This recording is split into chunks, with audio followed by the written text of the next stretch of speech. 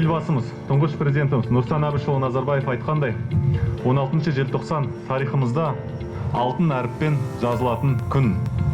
Президентіміз Қасым-Жомарт Кемелұлы айтқан, барымызда, бағымызда тәуелсіздік деп.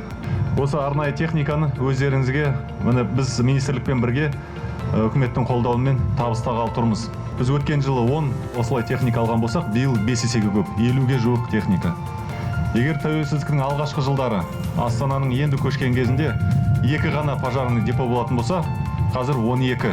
Және осы департаменттің қызметкерлеріне, төтенше жағдайларға қарсы төтеп беретін азаматтар 50 қызметтік пәтер беріп жатырмыз.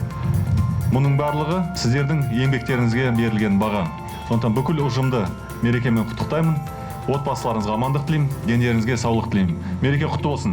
Действительно очень приятно, что в преддверии такого великого праздника 30-летия независимости Казахстана сегодня благодаря поддержке акимата города Нур-Султан мы получаем технику, которая позволит более оперативно реагировать на все виды чрезвычайной ситуации, происходящих на территории города Нур-Султан.